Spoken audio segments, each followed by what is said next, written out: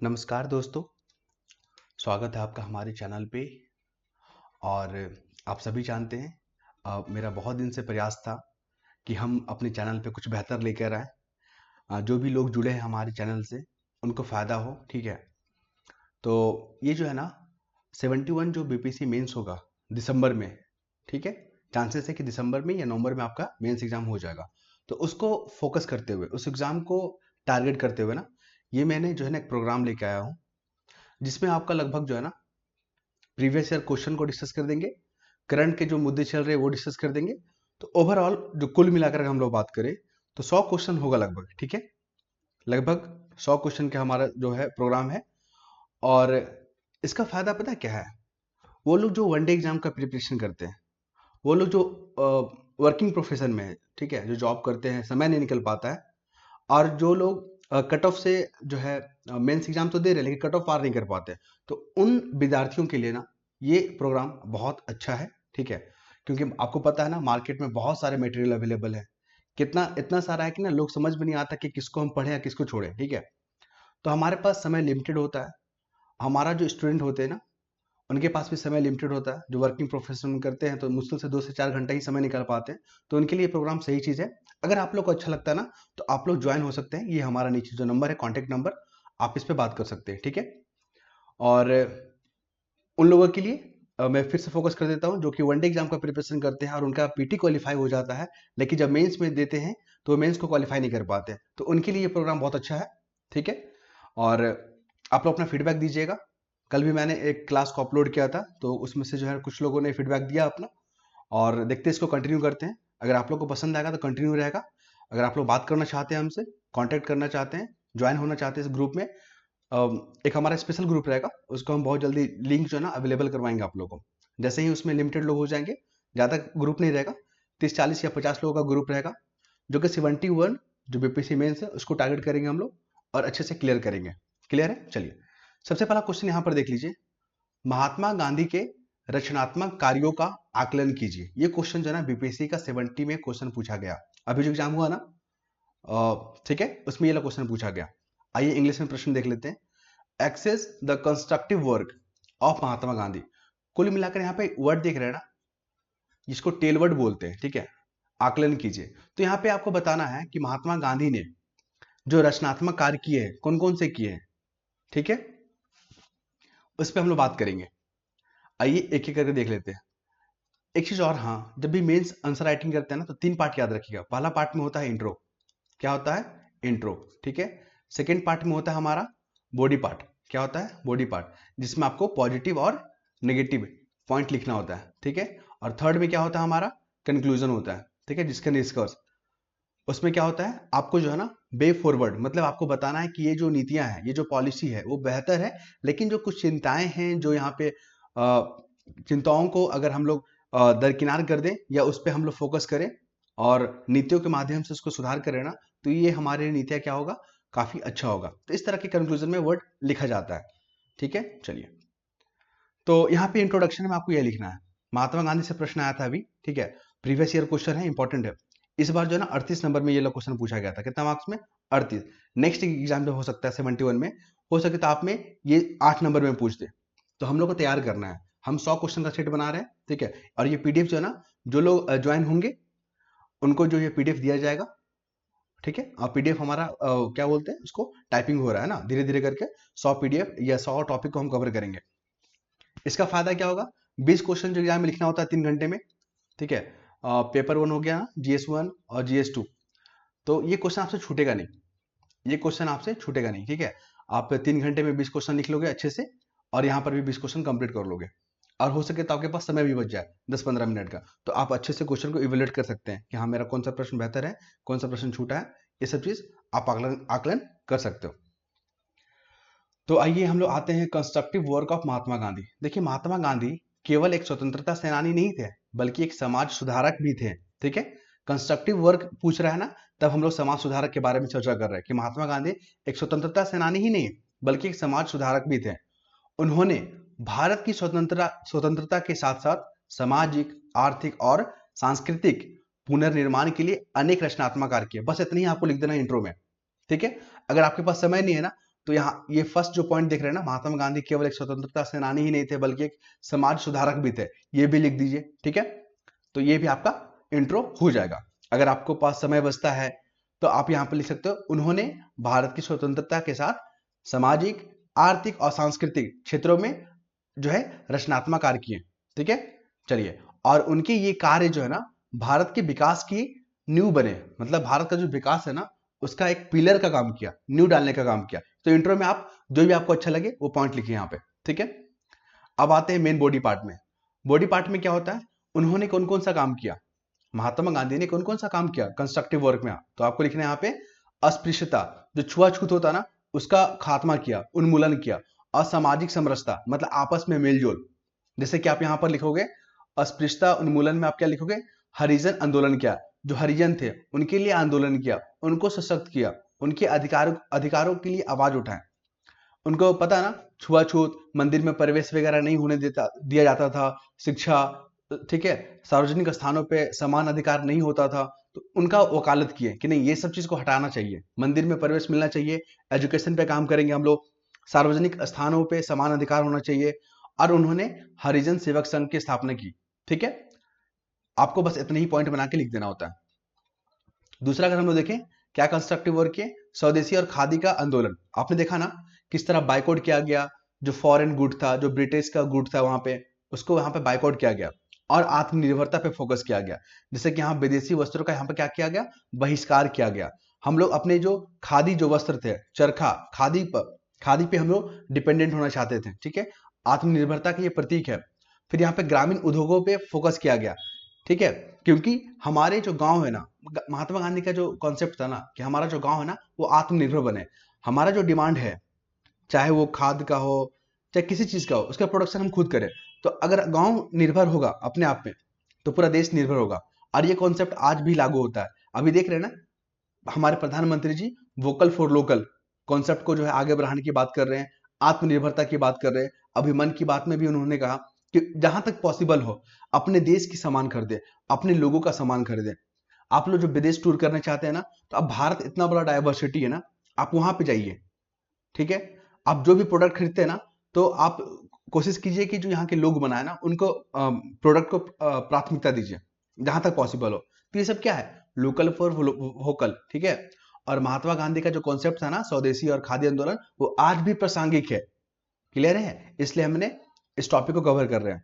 PDF जो है ना आपको पेड वाला ग्रुप में मिलेगा। ठीक है, लिंक आपको अवेलेबल करवाया जाएगा। जो लोग इंटरेस्टेड है आप लोग कमेंट करेंगे। शिक्षा में सुधार किया उन्होंने, बुनियादी शिक्षा पे ज्यादा फोकस किए। हमारे जो गांधी जी का जो कॉन्सेप्ट था कि बुनियादी शिक्षा पे फोकस किया जाए और श्रम आधारित होना, मतलब बच्चे जो है ना क्लास 5-6 में जाए तो वो लोग जो है रोजगार का भी गुण सीखे उनमें।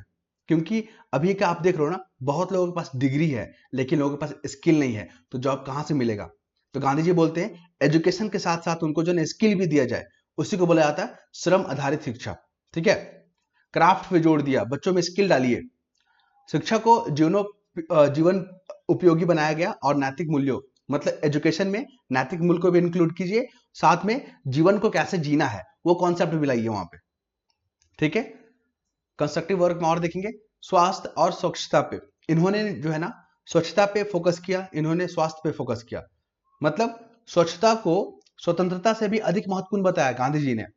ठीक है, व्यक्तिगत और सार्वजनिक स्वच्छता पर बल दिया। मतलब आप अपना जो व्यक्तिगत जो साफ सफाई करें, ठीक है, अपने आसपास क्षेत्रों का सफाई करें, साथ ही जो सार्वजनिक स्थान होता है ना उसको भी स्वच्छ रखने का कोशिश करें।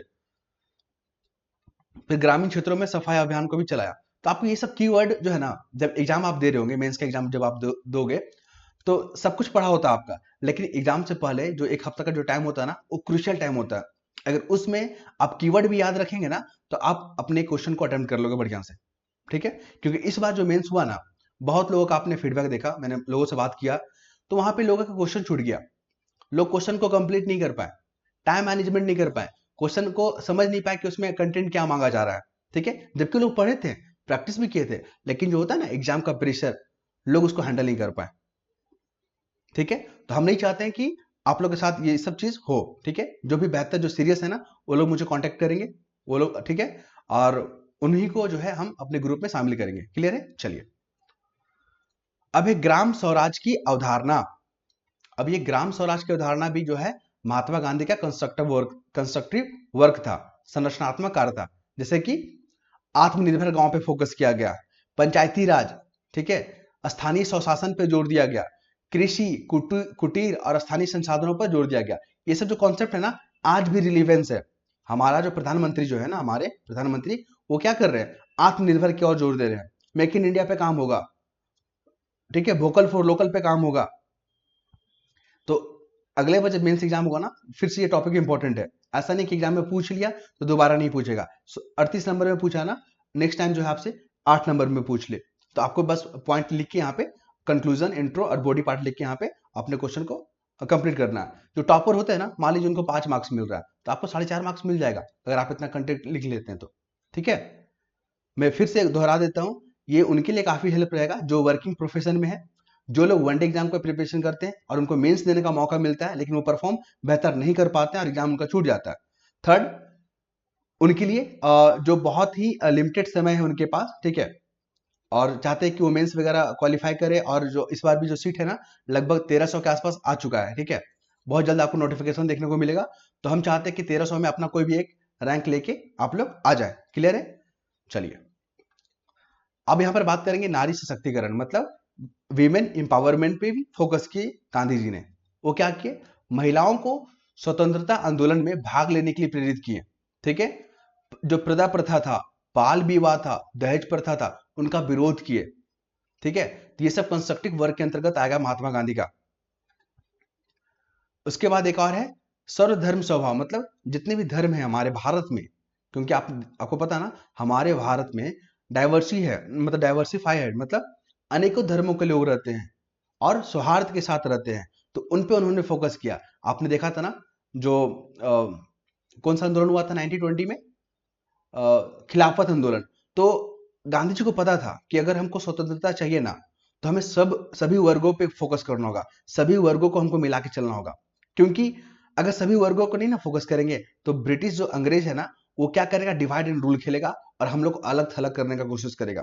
तो खिलाफत आंदोलन में मुस्लिमों का सपोर्ट लेने के लिए गांधी जी ने ये जो है ना कंस्ट्रक्टिव वर्क किया था, सभी धर्मों के प्रति सम्मान, ठीक है, और सांप्रदायिक एकता को राष्ट्रीय एकता का आधार बनाया। तब उस समय से आप देखोगे हमारे जो राष्ट्रीय आंदोलन था उसमें मुस्लिम जो थे कम्युनिटी, वो भी पार्टिसिपेट करने लगे।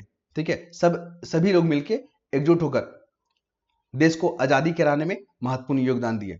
तो अगर इतना पॉइंट आपको याद है ना, तो आपका बहुत अच्छा आंसर हो जाएगा। ठीक है, 38 मार्क्स का था।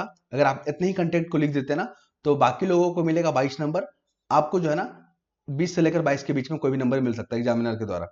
ठीक है, तो कंस्ट्रक्टिव वर्क लिख दिए। अब हम लोग लिखेंगे निष्कर्ष, कंक्लूजन में, कि महात्मा गांधी ने रचनात्मक कार्य केवल स्वतंत्रता प्राप्ति तक सीमित नहीं रखा, बल्कि उन्होंने भारत का सामाजिक आर्थिक पुनर्निर्माण की दिशा में ठोस नींव रखे। अगर ये चीज लिख देते हैं तो एग्जामिनर बोलेगा वाह क्या लिखा है ये। उनके विचार और कार्य आज भी भारत के विकास पथ को दिशा प्रदान करने का काम करता है। तो ये निष्कर्ष क्या बता रहा है कि जो बंदा है ना, वो टॉपिक पे पकड़ भी रखा है और उसको पता है कि गांधी जी का जो कॉन्सेप्ट है, अवधारणा, आज भी रिलेवेंस है। क्योंकि भारत को बनना है 2047 तक। तो भारत अगर कंस्ट्रक्टिव वर्क करेगा ना, तो भारत जो है ना आत्मनिर्भर के साथ साथ भारत विकसित भारत भी बन जाएगा। तो ये सब चीज को ध्यान रखना है। ठीक है, समय कितना हो गया, 13 मिनट हो गया। एक और टॉपिक है ये वाला, भारत अमेरिका के बीच हालिया द्विपक्षीय संबंधों का मूल्यांकन कीजिए और इन संबंधों को उत्पन्न हो रहे विवाद और उनके समाधान हेतु संभावित उपाय पर चर्चा करें। हम इस टॉपिक को क्यों लिए पता ना, आज का न्यूज़पेपर देखेंगे। ठीक है, तो उसमें भारत और अमेरिका के बीच में एक संबंध के बारे में बात किया गया है। क्या संबंध? अमेरिका बोलता है ना कि भारत के साथ मेरा ट्रेड डेफिसिट है, मतलब मेरा व्यापार घाटा चल रहा है। भारत जो है ना अमेरिका को लगभग जो है बहुत ज्यादा जो है प्रोडक्ट बेचता है, लेकिन अमेरिका भारत को बहुत कम बेचता है, जिससे क्या होता है, ट्रेड डेफिसिट होता है। लेकिन आज का रिपोर्ट में आप देखोगे ना, ये सब झुठलाता है कि अमेरिका का जो ये दावा है कि भारत के साथ ट्रेड डेफिसिट है, बिल्कुल नहीं, बल्कि ये अमेरिका वाला ना ट्रेड सरप्लस में चलता है। और उसमें बात किया गया है कि जैसे कि हम लोग हथियार खरीदते हैं, जो रक्षा समझौता करते हैं अमेरिका के साथ, तो उसके बारे में तो चर्चा नहीं करते हम लोग, उसके बारे में आज चर्चा किए। ठीक है। जो आपने देखा कि तकनीक मेटा हो गया, फेसबुक हो गया, अमेजन हो गया, वो लोग ऐड के माध्यम से भारत में कारोबार कर रहे हैं, उसके बारे में हम चर्चा नहीं करते हैं। ठीक है, दो चीज हो गया। थर्ड की अगर बात करें, जो हायर एजुकेशन करने के लिए जो अमेरिका जाते हैं हमारे भारतीय, ठीक है, लगभग 25 अरब डॉलर खर्च करते हैं, उसके बारे में हम चर्चा नहीं करते हैं। अगर इन सब चीजों को अगर हम लोग देखें ना कुल मिलाकर, तो अमेरिका हम ट्रेड सरप्लस में रहता है हमेशा, भारत से बहुत ज्यादा व्यापार करता है और मुनाफे में रहता है। लेकिन वो वैश्विक रूप से दिखाता है कि भारत के साथ जो है ना अमेरिका का ट्रेड डेफिसिट है। ऐसा क्यों करता है अमेरिका? अमेरिका ऐसा इसलिए करता है ना, ताकि भारत पे दबाव बना सके, ताकि भारत का जो मार्केट है ना उसको एक्सेस मिल सके पूरी तरह से। ठीक है, जो भारत टैरिफ लगाता है ना उसको कम कर सके, ऐसा अमेरिका का इंटेंशन है। तो आज का आर्टिकल में ये सब चीज देखने को मिला। इस कारण से जो है हम लोग भारत और अमेरिका के बीच में हालिया जो द्विपक्षीय जो संबंध है ना उसके मूल्यांकन को लेकर, उससे उत्पन्न हो रहे विवादों को लेकर, उनके समाधान को लेकर संभावित उपायों पर चर्चा कीजिए। इंग्लिश में पढ़ देते हैं। Evaluate the recent bilateral relation between India and USA, discuss the emerging dispute के बारे में बात करना है, in this relation and suggest possible solution, solution के बारे में बात करना है। तो इसका कंटेंट जो है ना रेडी है, लेकिन इसको हम जो है कल डिस्कस करेंगे। आपसे फिर मैं एक बार बता देना चाहता हूं कि हमारा जो ग्रुप बनेगा वो लिमिटेड लोगों का बनेगा। जो 71 का एग्जाम को फुल्ली फोकस कर रहे हैं ना मेंस को, उनके लिए रहेगा।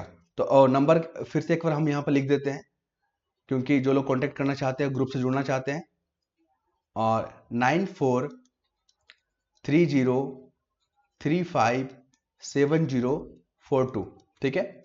और आपसे एक हम्बल रिक्वेस्ट रहेगा, वे लोग ही कांटेक्ट करेंगे हमें जो लोग सीरियस हैं, जो लोग ग्रुप में जुड़ना चाहते हैं, ठीक है।